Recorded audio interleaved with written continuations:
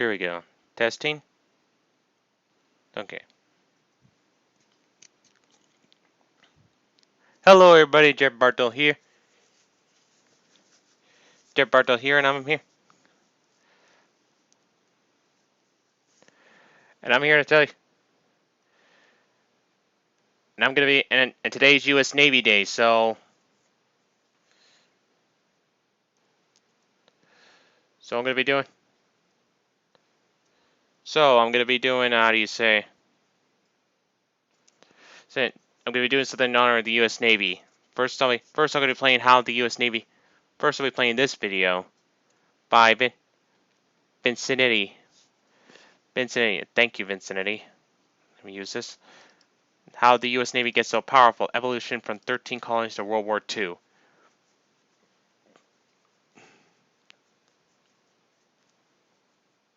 So, then I'll play some World of Warships before calling it a day. Anyway, without further ado, let's get started. Today, the U.S. Navy stands as one of the strongest military forces on the planet. In this video, we will explore the critical moments of its evolution that saw its transformation from this to this. A huge Welcome thanks to your is owed personal to port World of captain. Warships Choose for a ship sponsoring our and video. click on the battle button. The If you'd conditions like for to victory are experience displayed epic on the battles loading between screen, 20th but century pay fleets, attention, I the highly objectives suggest you might check out our change. sponsor, World of Warships.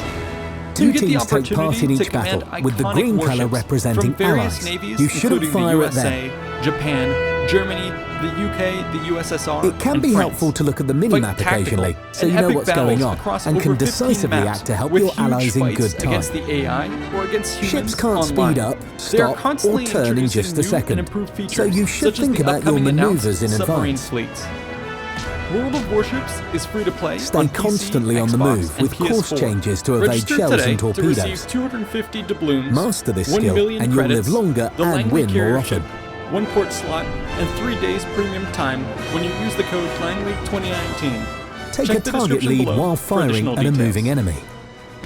The The U.S. farther a Navy target traces and its the faster origins their back to speed, the colonial the greater period. the lead you In should these take. early days, the 13 colonies belonged to the British Empire and were thus associated If your with ship its is set Royal on fire Navy. or flooded, This she'll fleet start was losing one of the HP. strongest of its time, Push the with a R force key to of carry several out hundred repairs. ships that However, campaigned you'll across only the be world. able to use this The ability Royal again Navy once would the operate in the cooldown American period is theater over. to maintain its After a dominions, battle with finishes, large-scale you'll be able deployments to during see the how War you of performed Jenkins' on the Ear against the statistics screen. Spanish in the 1740s, The amount of XP and during credits the you Seven earn Years' War depends on how against the French successful in you the were in battle. 1750s. However, due to the great Don't distances forget between that the XP old is world gained by and the the ship new, you headed into most battle of the with. time, the ships This in can be operation spent in the port, Americas on were researching of local modules, make. or even on a next-tier The ship, colonies which will be boasted better a large and number more of powerful. commercial vessels for fishing and trade, Credits should which be were spent on jerry-rigged improving your into ship lightly or armed purchasing new schooners ones. and sloops for naval operations when All the ships need are divided arose. into 4 types. The captains of such vessels Heavily armoured were often battleships American with the most privateers powerful who had guns, obtained letters of marque and fast and reprisal stealthy from the destroyers crown to with prey deadly upon the enemies torpedoes, of Great Britain in times of war. cruisers, It is which this make early versatile maritime fighters, tradition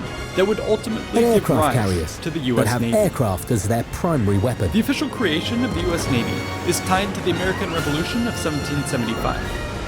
While Try preparations out were being different made ship to fight the types British and on choose the land, one that fits a your similar playstyle scramble was best. taking place to The combat more them battles at you sea. play, the more To this opportunities end, you will the unlock. colonies turned to their ragtag force of privateers. Apart from new upgrade Over options for 2,000 ships, commissions you'll also unlock would be put access out, to new calling battle on modes. captains to answer the call Don't to forget battle. to watch our training Local videos. governments also Knowledge cobbled is together power. their own small Good luck in forces, battle, like the and may the Massachusetts seas Naval be Militia. fair for you. Meanwhile, the Continental Congress discussed the formation of an official navy to serve all 13 colonies. For over 5 months, however, they dragged their heels in heated debate.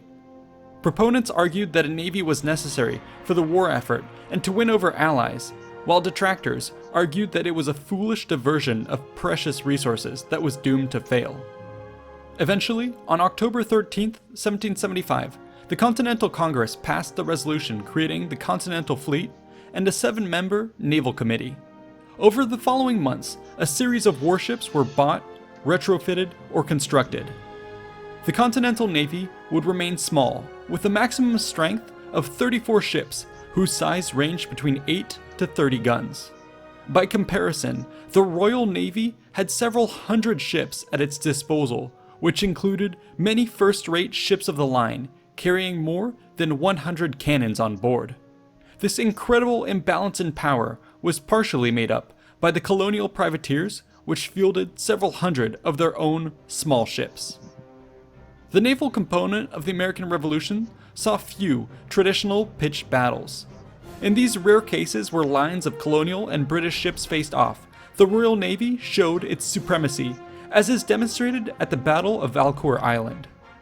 Most of the action instead consisted of smaller encounters and raids on shipping lines or ports.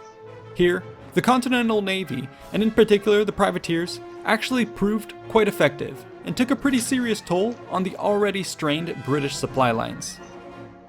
Colonial forces didn't just operate along their own shores. Instead, they frequently sailed out into the Atlantic. In 1776, for instance, colonial forces launched an amphibious assault on Nassau in the Caribbean, targeting a munitions depot. In 1777, famed Captain John Paul Jones would sail the 18-gun Ranger to attack the British coast and even land troops on enemy soil. Whilst in the European theater, he would gain even more renown by winning a tactical duel with a superior Royal Navy frigate in which he was told to surrender by the enemy commander, only to shout back, "I have not yet begun to fight." Despite scoring some symbolic victories, the plucky colonial fleet had a rather checkered performance in the war. It was only in 1778 that the balance of power at sea would favor the Revolution, when France officially joined the war against the British. Franco-American squadrons now tore into British shipping lines while the big guns of the French fleet entered the fight in the American theater. This aid would prove critical to the war effort.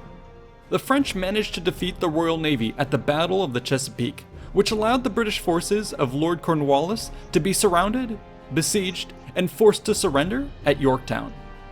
These victories proved to be turning points, which soon brought about the end of the war.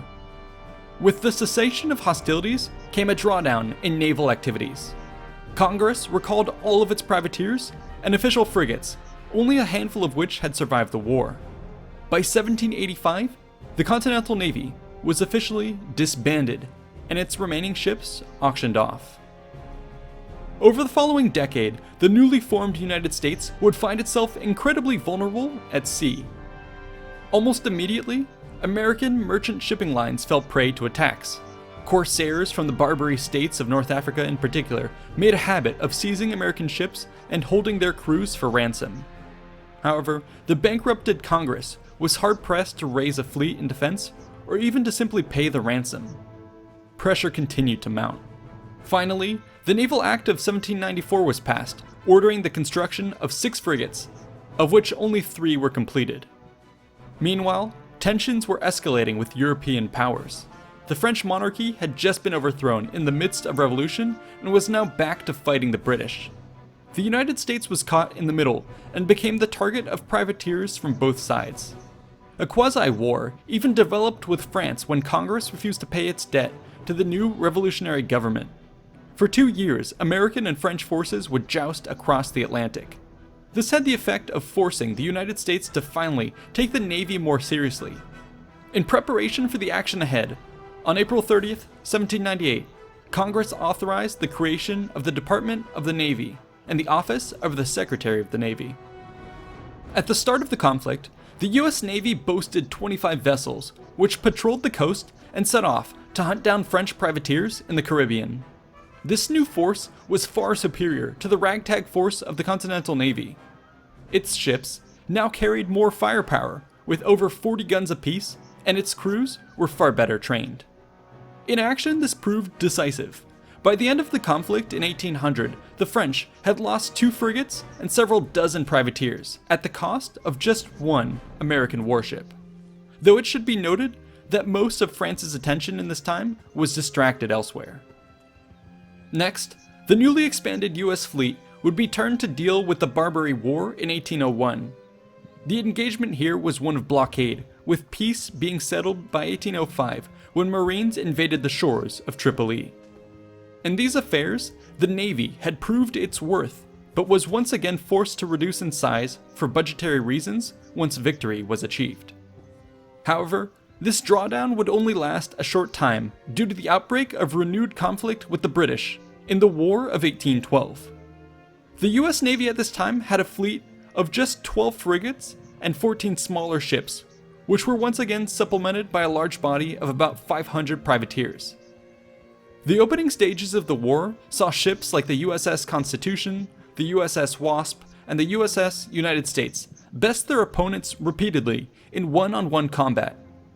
However, when the main British fleet arrived towards the end of 1812, with 11 ships of the line, 34 frigates, and 55 smaller craft, the balance of power swung decisively towards the Royal Navy.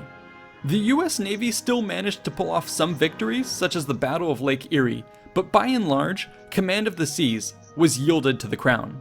After all, the Royal Navy was still one of the most powerful forces in the world that had won great battles like Trafalgar just a few years earlier.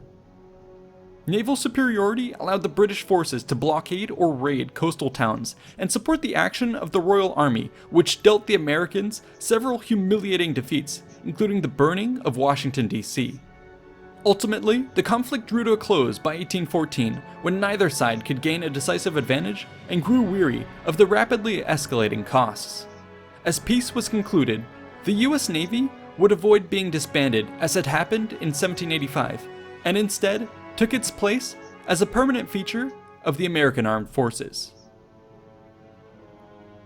The following decades would be a time of great expansion for the United States as its territory rapidly spread across the continent. This was by no means a bloodless affair, as many wars would be fought to defeat the native tribes that stood in the way. A war was even fought with Mexico in 1846 to ensure that Texas would be included in the manifest destiny of America. During this time, the US Navy would be subject to the rising tide of an expanding American military agenda. Congress recognized the importance of a long-term naval buildup and allocated funds to build 6 new 74-gun ships of war and 12 48-gun frigates. The largest amongst these, the USS Pennsylvania, actually boasted 120 guns and would be the largest sailing ship ever to serve in the US Navy. However, without a war with any major naval power, construction on these new vessels was rather slow. This all coincided with the advent of new technology coming out of the Industrial Revolution. The end was fast approaching for the age of sail, and one wondered if the current generation of ships being built wouldn't just be obsolete by the time they hit the water. The US Naval Department recognized this dilemma and was sure to begin experimentation with the latest in steam-powered ships. The first of these new vessels would be the Demologos warship launched in 1814. Though slow and unwieldy, it served as an important indicator of things to come. Over the following years, methods of propulsion were improved. Paddle wheels helped provide auxiliary power to the primary sail before eventually being capable of replacing it outright. However, these outboard wheels were susceptible to enemy fire, and thus, new screw-driven propellers were adopted to move the propulsion system within the body of the ship. By the 1840s, virtually all new warships were outfitted with some form of this new steam-powered technology. But while the scientists and engineers were busy preparing for the future, the US fleet had hard work to do in the here and now. Its first priority was to protect America's expanding maritime commerce. Anti-pirate campaigns were launched across the Caribbean, the West Indies, the Mediterranean, and the Gulf of Mexico. Naval squadrons sailed up rivers to support army activities against inland Indian tribes, and also conducted important blockade and amphibious assault operations during the Mexican War. Welcome The to your US personal Navy yet port, further Captain. expanded its Choose a reach ship by and sending click on the battle expeditions button. across the world in The the hip new conditions for trend victory are that was displayed on the gunboat loading diplomacy. screen. But pay The most attention, famous the amongst these objectives might was change. Admiral Perry's visit to Japan, which resulted Two in teams the take part in strong-armed each opening battle, of with the country green to colour foreign representing trade. allies. You But while the shouldn't US fire at Navy them. could bully less developed nations, its fleet was still far It smaller can be and helpful less to look at the technologically mini-map advanced occasionally, than so the you know leading what's going powers on, of the day. and can decisively act As to we help shall your see, allies though, in good time. upcoming war would serve to help Ships can't catalyze speed the up, next wave stop, of naval or development. turn in just a second. So Outward you should expansion think about your had not come maneuvers in without advance. cost for the United States. They were no longer Stay so united, constantly on the move especially with when it course came changes to to the issue evade of shells and slavery. torpedoes. This and many other Master contributing this skill, factors and you'll led live to the longer outbreak and of win civil more war often. in 1860. With the country split, there would now be two navies. Each would Take have a its own target lead strategy while for winning the firing at a war. moving enemy. The Union, which The controlled farther a most of target the and the industrial faster and their shipping speed, centers, the greater sought to the lead leverage you should its take. numerically superior fleet to suffocate the South into submission with what was If your referred ship to is set as on the fire Anaconda or flooded, Plan. she'll start This losing strategy HP. called for a strict Push blockade the of the R enemy's key to ports, carry out repairs. which was to be followed up However, by a drive you'll down the only be able to Mississippi use this to split ability the again rebellion once the in half. cooldown period is over. To this end, After a Secretary battle of the finishes, Navy Gideon you'll be able Wells to see how you purchased performed or on the leased any statistics ship screen. that would float The and amount armed of it for XP duty. and credits you earn His depends efforts on how would rapidly successful you increase were the in battle. size of the U.S. fleet from 90 to Don't forget 260 that XP ships is gained by within the first ship you year of the headed war, into battle with. hundreds more to come. This can be spent in port, on The researching Confederacy, on the other modules, hand, or even on a lacked the next-tier resources ship, to mount which a will be similar better blockade. and more powerful. Their efforts instead were aimed Credits at should be blockade spent on running improving your capabilities ship or and creating a purchasing new small ones. but powerful fleet of All advanced ships are divided ironclads. into 4 types. They were not starting completely Heavily from armored scratch, battleships with since the most roughly powerful half guns, of the U.S. Navy's officer fast corps and had stealthy defected, destroyers and a with deadly trove of Union torpedoes, ships and equipment was captured at Norfolk cruisers, when which it was make seized by the versatile Virginia fighters, militia.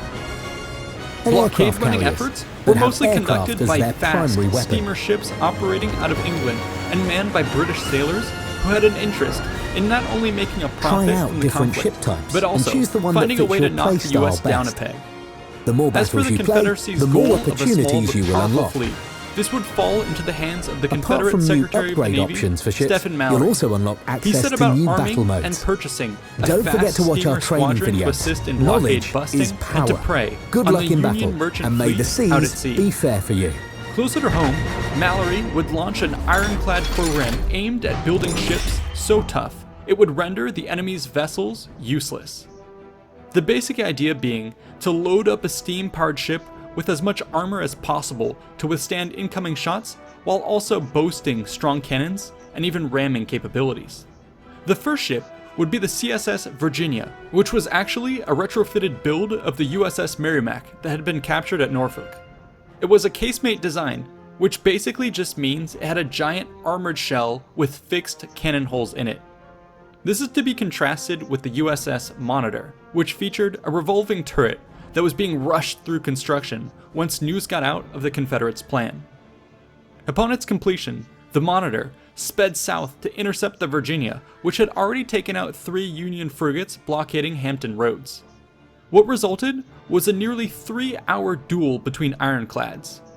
Though neither side could inflict significant damage on one another and ultimately parted ways, the brief clash gained worldwide attention and had immediate effects on navies around the world. It was clear to all that naval wars of tomorrow would be won by this new class of warship. The battleship had been born. For the rest of the Civil War, the Union and the Confederacy would compete in the development of ironclads. This arms race also involved the development of other naval technologies like torpedoes, mines, and submarines. Overall, however, the South was unable to match the Union's investment in resources and manpower. By 1865, the Union had taken control of the Mississippi and New Orleans, while the blockade had gotten significantly stronger, such that the success rate of blockade runners dropped from 90% to less than 30%. The Confederacy was slowly succumbing to the Anaconda's coils. But the South would not go down without a fight. At sea and on the rivers, ironclads played an ever-increasing role in naval warfare. Over the course of the war, the Union would field over 50 of these ships, while the Confederacy boasted 33. The Battle of Mobile Bay proved just how dominating they could be on the battlefield, when it took about a dozen Union warships to take down the mighty CSS Tennessee. Eventually, thanks in part to US naval actions, the Confederacy would ultimately be defeated and forced to surrender on April 9, 1865. The Civil War had raised the US Navy to never-before-seen levels of development. At its height in 1865, it had nearly 51,000 men in uniform, almost 700 ships afloat, and roughly 60 ironclads. Altogether, this made it the second largest in the world, after the Royal Navy. However, the exorbitant costs could not be maintained, and the post-war years saw a huge drawdown in naval strength.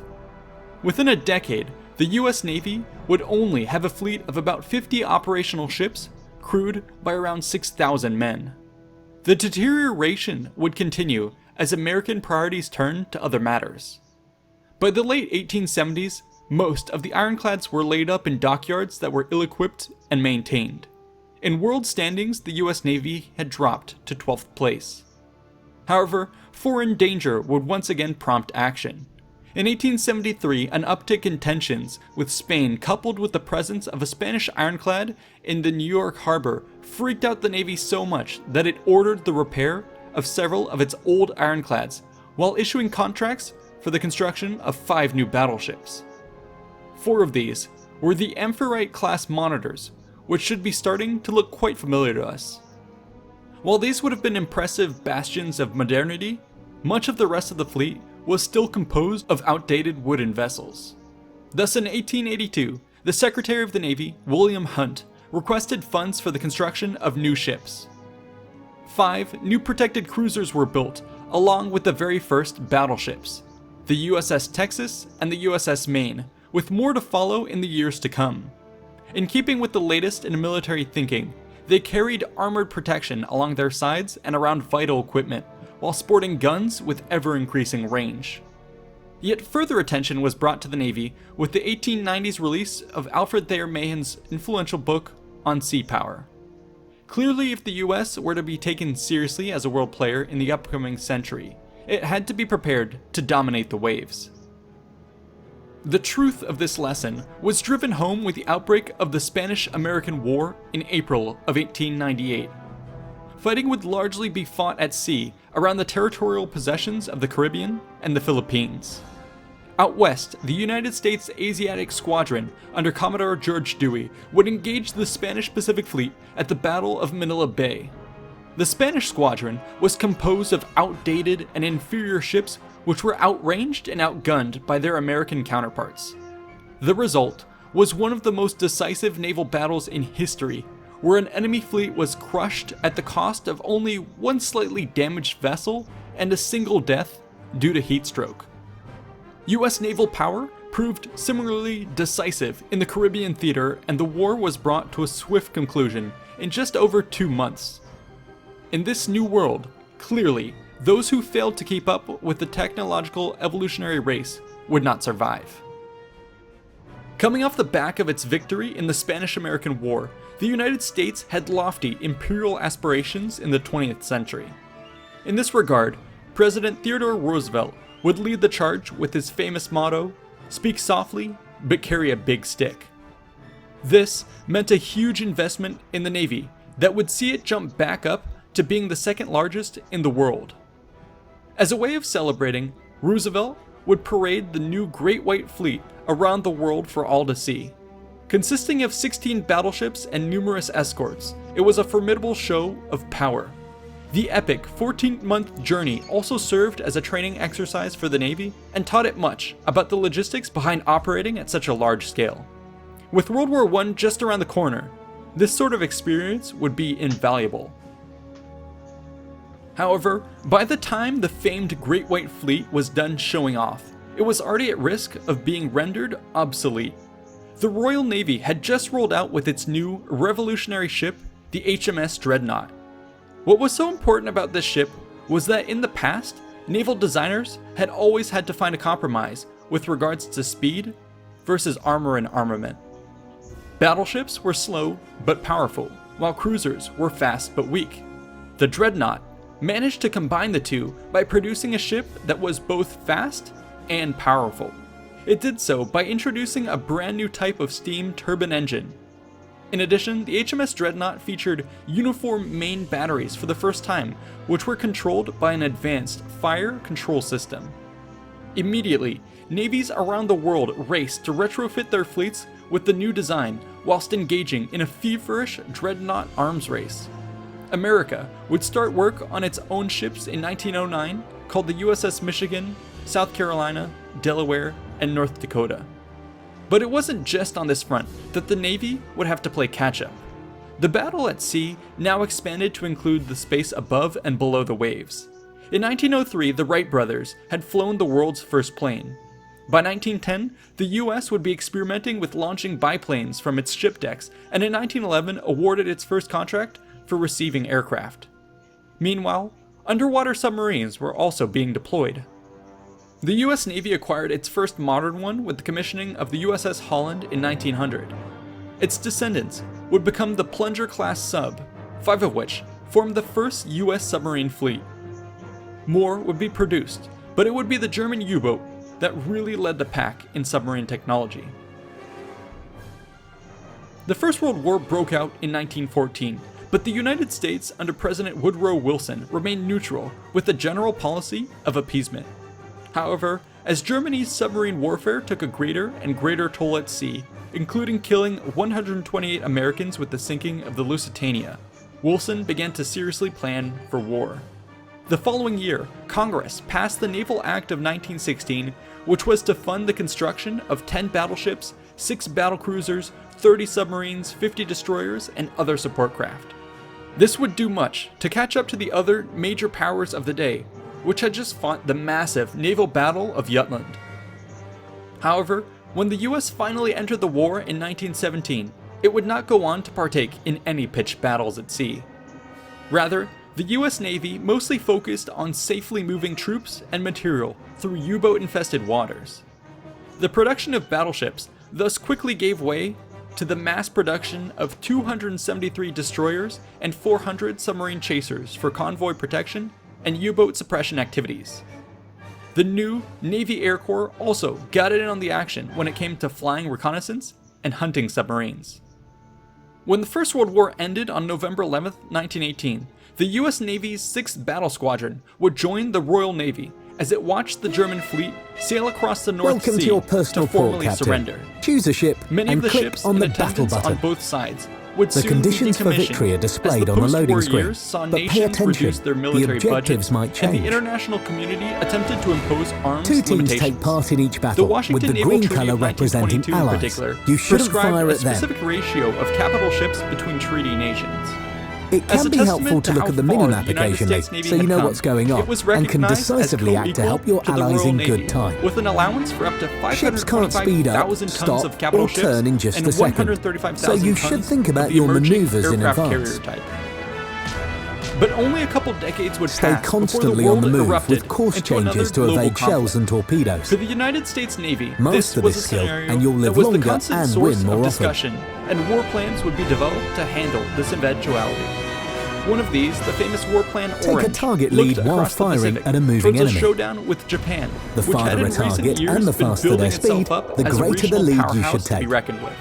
The Great Depression risked deteriorating the Navy's preparedness. If but your President ship is set Roosevelt, on fire or an old flooded, Navy man, she'll start losing earmarked HP. $238 million Push the R from key the to carry National out Industrial repairs. Recovery Act However, to build you'll only be 32 able to new use ships. this ability again Included once the in this count cooldown were period is 2 new over. aircraft carriers, After the a battle USS finishes, Yorktown and you'll the be able Enterprise. to see how you These would performed join on the the 4 statistics screen. carriers already in the, The US amount fleet of XP as and a credits growing you earn recognition depends of on the how importance of air successful you were in dominance battle. naval combat. In the ensuing years Don't leading up to forget World War that II, XP is gained by the US ship you would headed build into 2 battle more with. carriers, 6 This can be battleships, spent in 3 port, heavy on cruisers, researching 13 modules, light or even on a cruisers, next tier 83 ship, destroyers, which will and be 38 better and submarines. more powerful. When World War II broke out in Credits Europe, should be the spent on United improving States your ship was or once again purchasing faced new with the ones. dilemma of whether or not to become involved. All ships are But divided as into Axis 4 forces types. overran Western Heavily Europe armoured and battleships threatened with the Eastern most Asia, powerful guns, the US was forced to consider the fast very and real stealthy possibility destroyers with that it would deadly soon face torpedoes, a two-front war. In cruisers, response, which make Congress versatile fighters, passed the Two-Ocean Navy Bill in and aircraft 1940, carriers which that have pledged aircraft $2 as their billion primary weapon. to double the size of the combat fleet by adding 257 ships and 15,000 naval Try aircraft. out different ship The types and vast choose the one that industrial fits your capabilities playstyle of the United best. States now The more begin battles to you turn. play, the more opportunities you will Official unlock. U.S. involvement in the war would be kicked off Apart from upon new the attack upgrade on Pearl options for Harbor ships, on you'll December also 7th, unlock access to new 1941, battle modes. which triggered Don't declarations forget to of watch war our with training Japan videos. and Germany. Knowledge is In these power. matters, U.S. Good luck naval in efforts battle, would and may first the be seas directed towards be Japan. fair for you. Initially, the Imperial Japanese Navy began with a stronger force in the Pacific, but by the end of the war would be absolutely dwarfed by the immense numbers of ships pouring out of American factories and dockyards. To illustrate this point, I'll refer you to a fantastic video produced by Military History Visualized. Suffice to say, The Second World War was a truly transformative time for the US Navy, which propelled it to becoming the strongest in the world. Many new technological and doctrinal advancements would take place that were further developed over the course of the 20th and 21st centuries. For now, this is where we will conclude our video, on the cusp of the final great leap of the US Navy. But so far, I hope we've been able to shed light on the many steps which led up to this critical moment in history. Stay tuned for more exciting content on this front. And again, a special thanks to all of our sponsors, our researchers, our writers, and our editors. If you like this video, be sure to like and subscribe for more content, and check out the rest of our videos on the channel. Thanks for watching.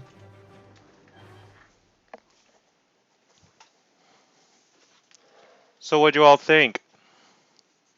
Nice, right?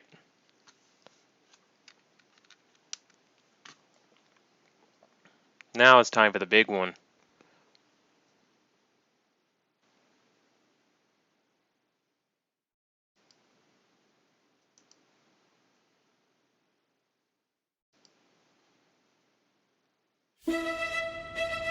Welcome to your personal port.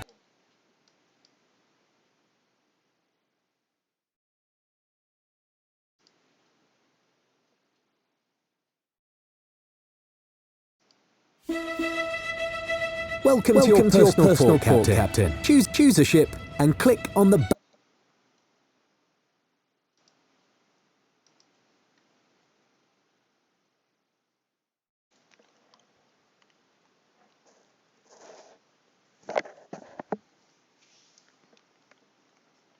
That's a nice background.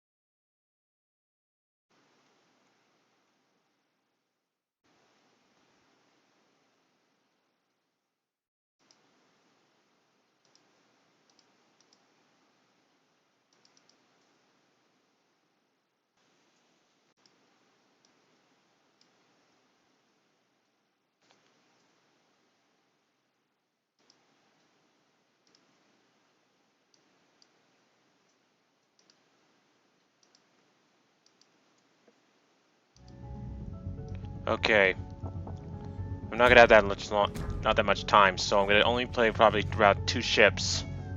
That's probably it.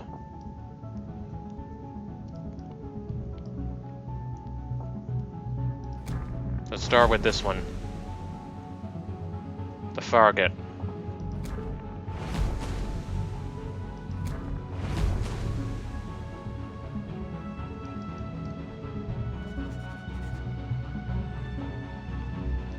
Actually, let's do the Dallas.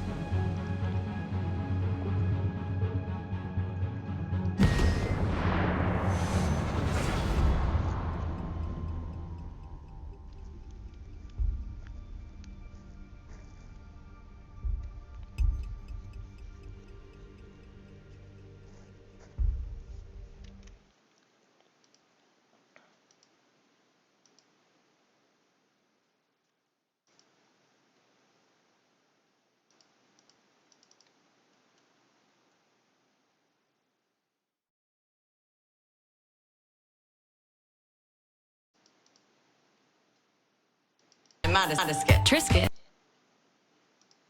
Sorry.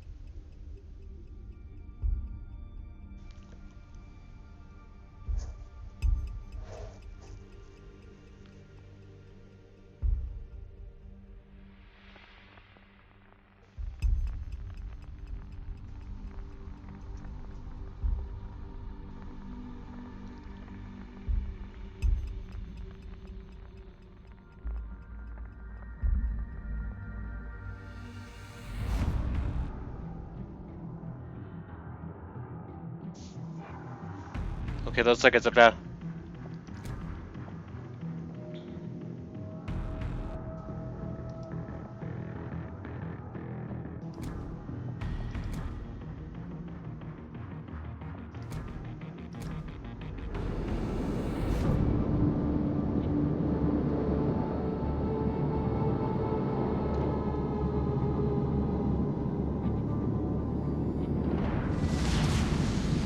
General quarters.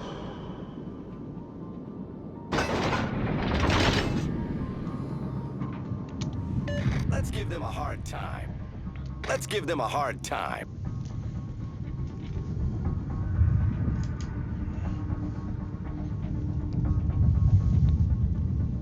Oh.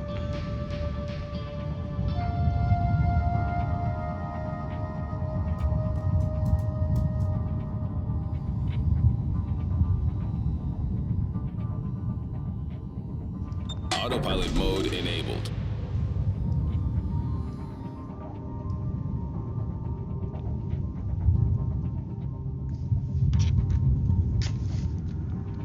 Capture that area. All forces, capture that area. Capture that area.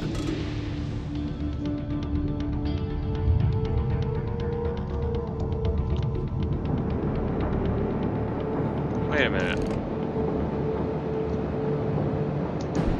Okay, I don't know how he got that ship. Autopilot mode disabled.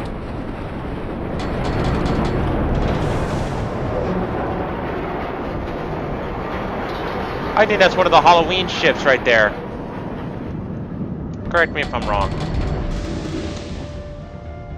And I'm sorry. Autopilot mode enabled.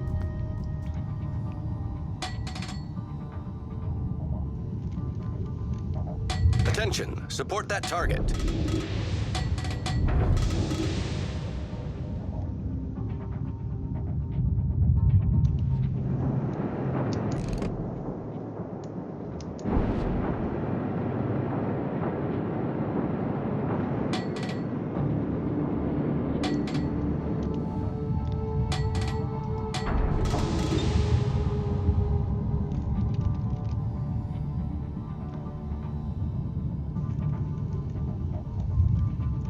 Support the Allied target.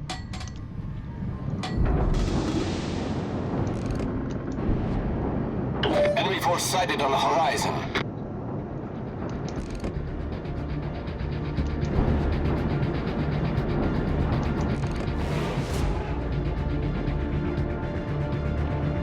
Enemy battleship detected. Enemy battleship detected.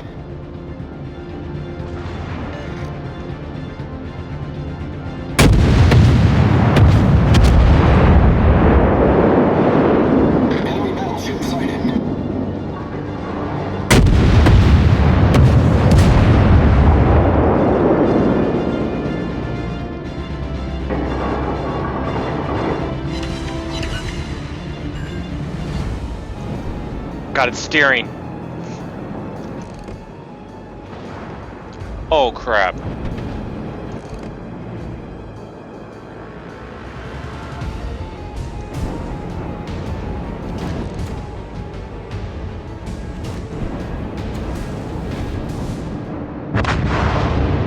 Shoot! Enemy cruiser detected. The enemy team has taken the lead. Many thanks. Stone the crows. That's better.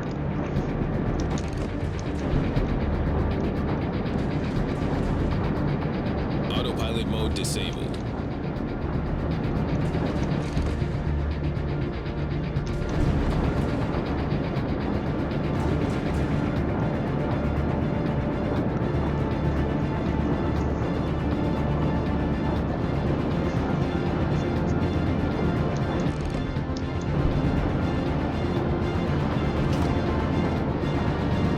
Capture that area. All forces, capture that area.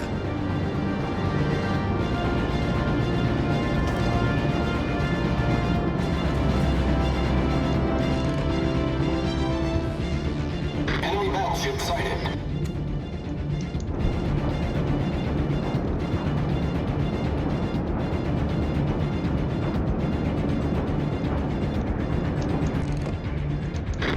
destroyer detected. Concentrate fire on the enemy warship.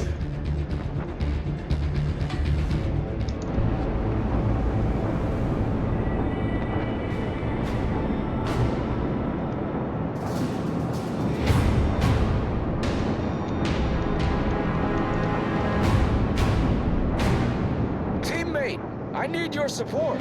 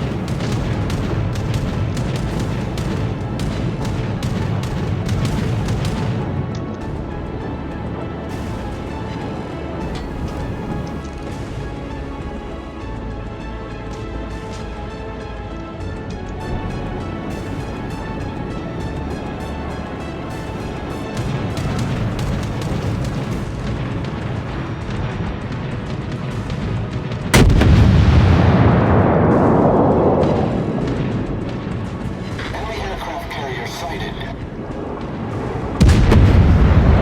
Enemy battleship sighted.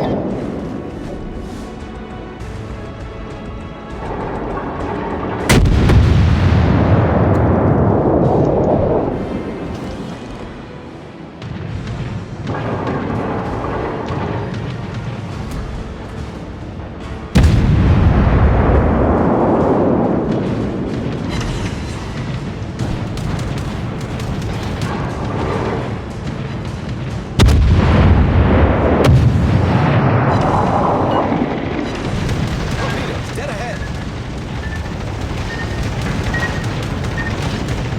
What the heck just happened? That was dead on and it just hit!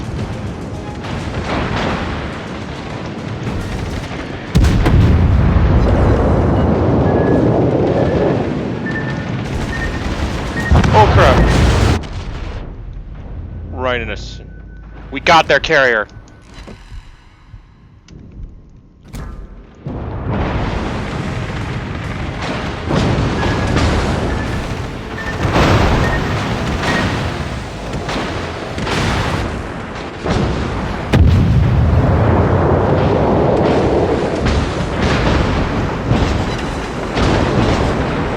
The ship is on fire.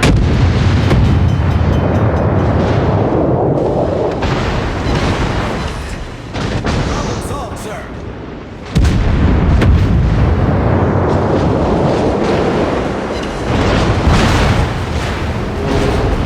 Ah.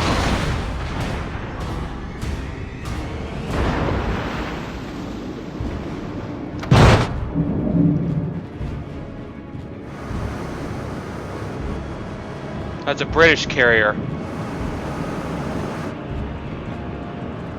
The Furious.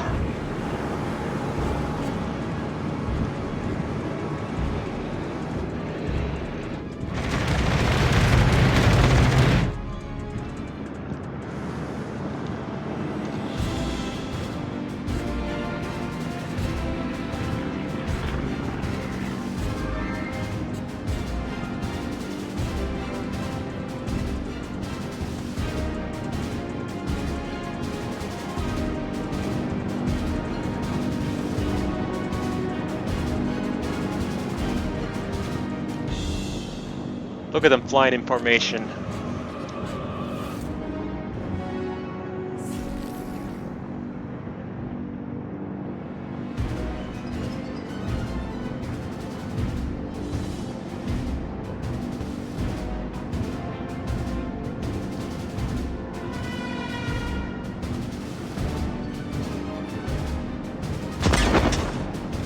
Who hit that one? That's 2 damaged. Oh.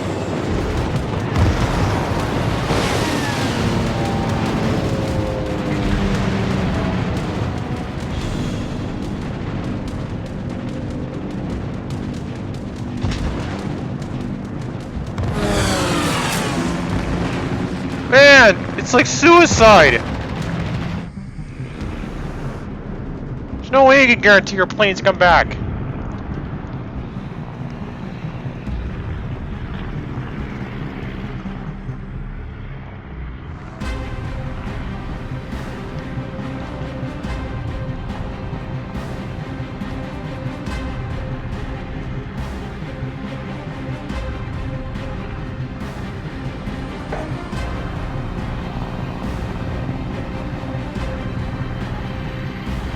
I can't tell. They can't be Spitfires because I don't think they'll.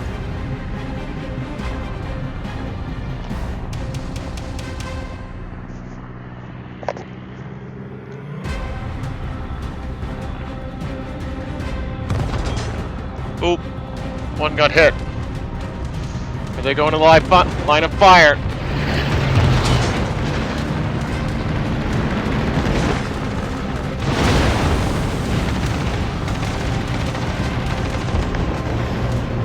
One left. It's just suicide! How can you make sure your planes can come back in one piece?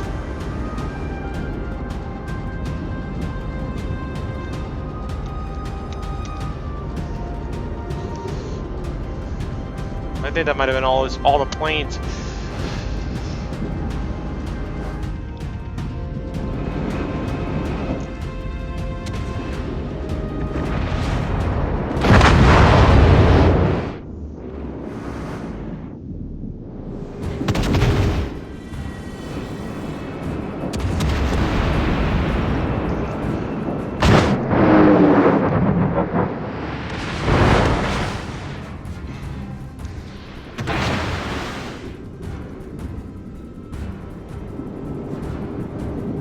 We only got a battleship and they got 3 battleships, we got 1.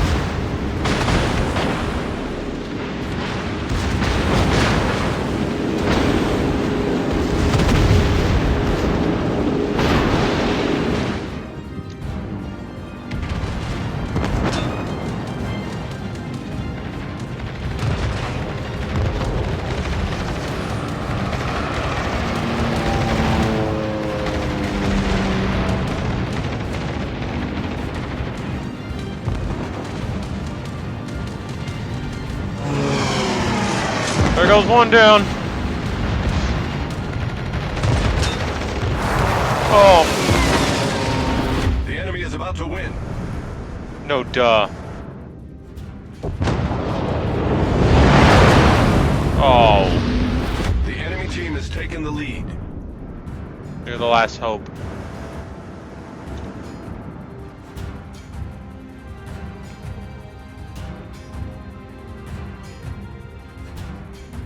Do you have an infinite supply of planes? I thought there's only a limit to how many planes you can have.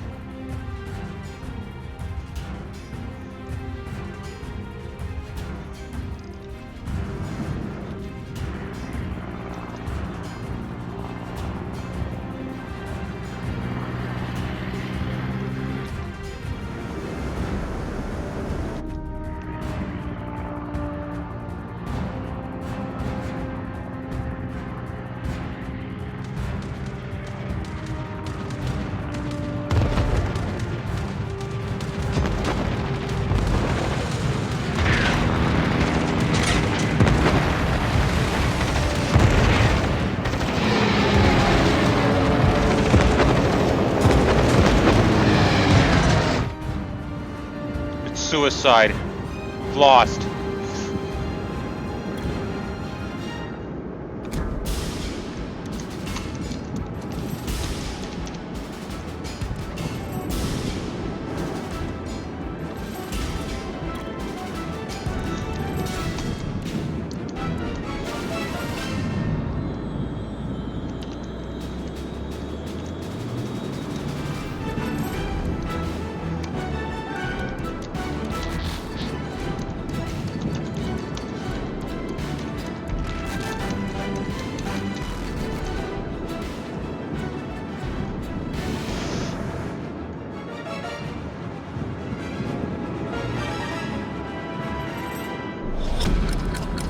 guns in 5 minutes.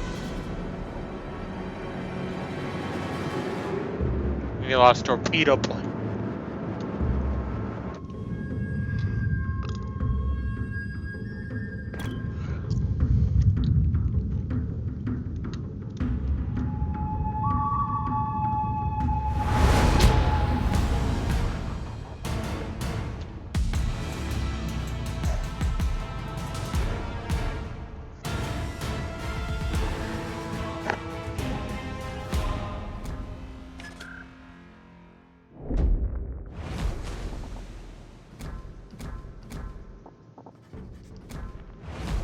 Now I'm going with the frigate.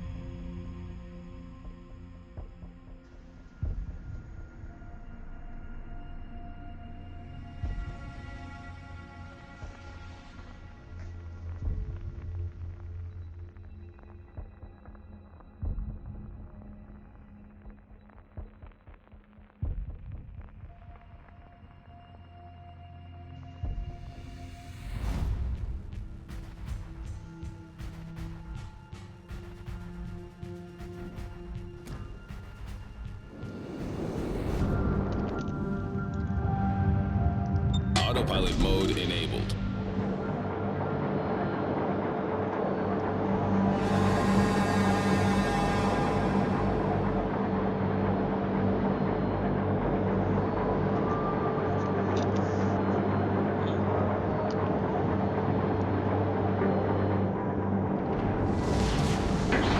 General quarters. Good luck and fair seas. Good luck, everyone.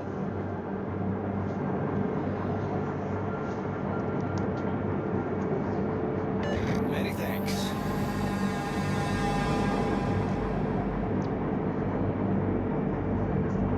Good luck, everyone.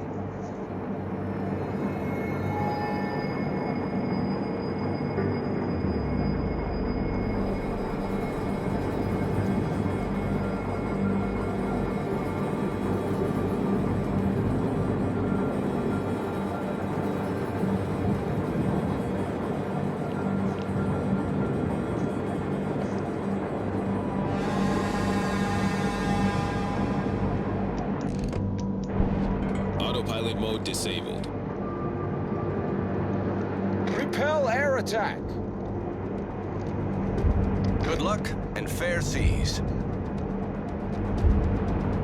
All forces, capture the base.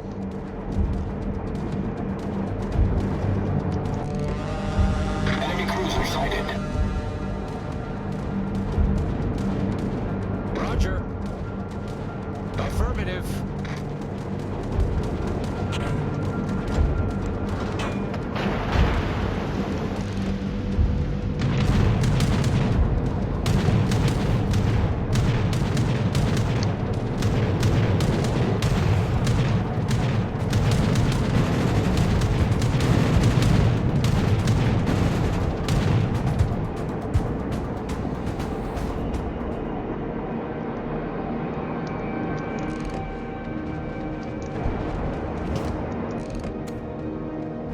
Enemy destroyer sighted.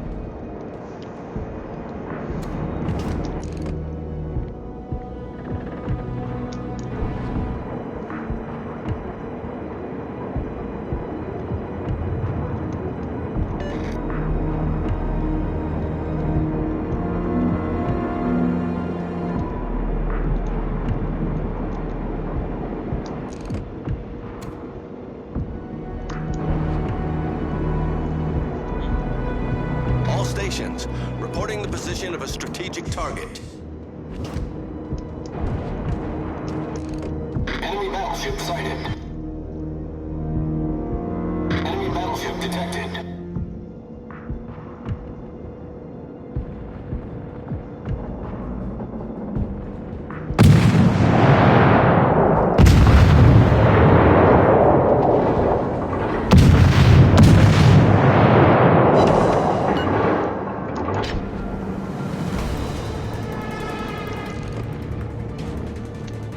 Attention. Reporting the target position.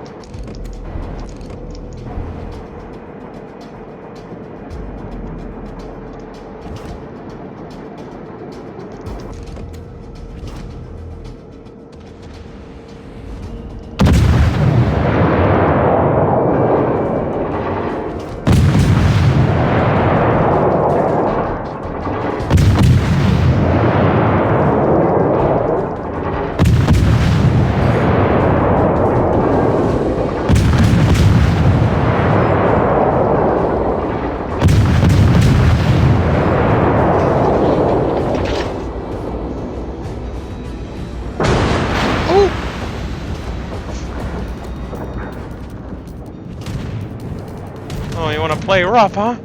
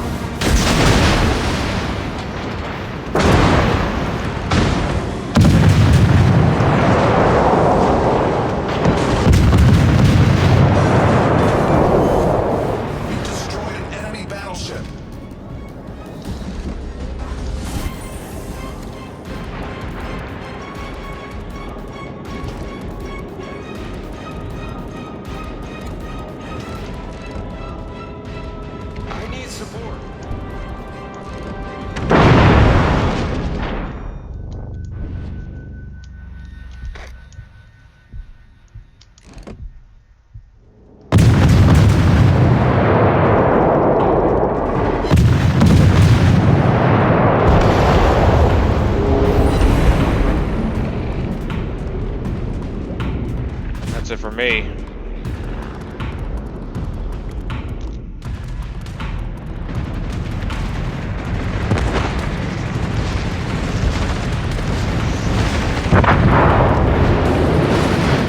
Well, yeah, looks like we'll win this one.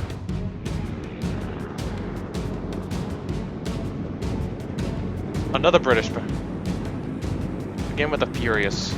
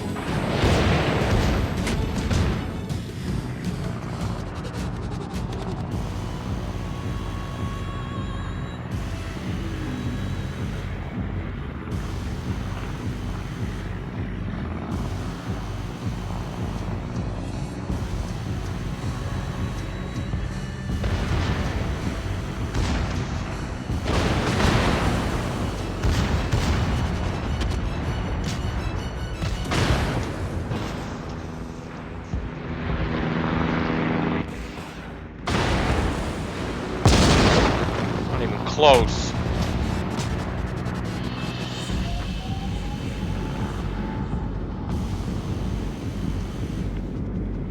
Why aren't you moving?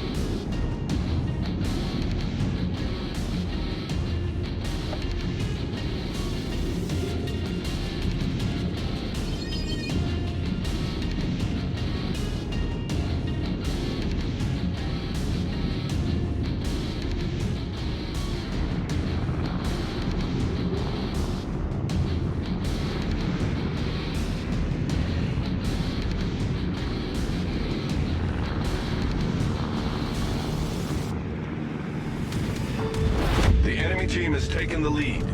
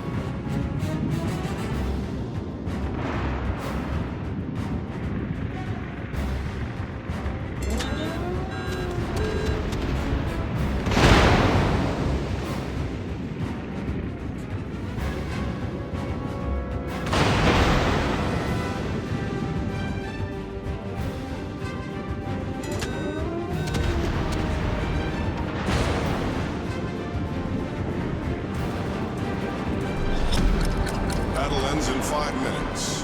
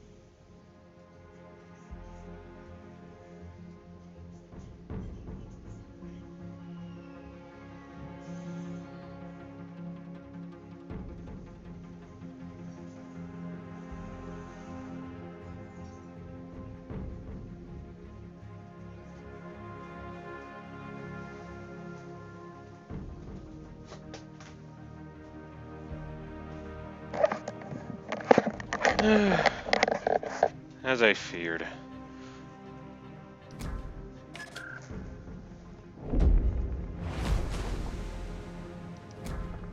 That's 2 defeats in a row.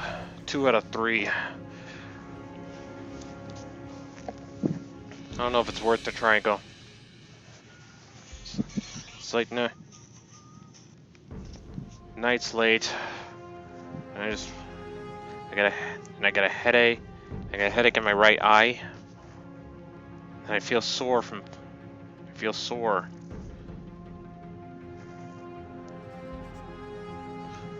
So I'm probably...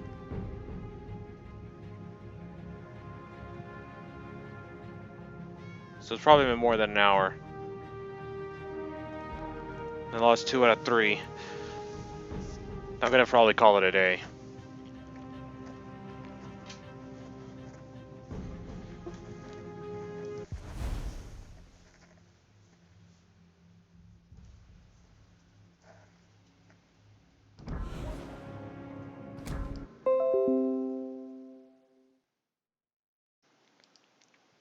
Thanks for watching this live gameplay videos. Now don't forget to like, comment, subscribe, and leave a comment down below. And if you can, help my channel reach 1,000 subscribers and help this video reach 100 plus views. If you do one of them or manage to do them all, I would greatly appreciate it. But until then, it's Jerry Berto, signing off.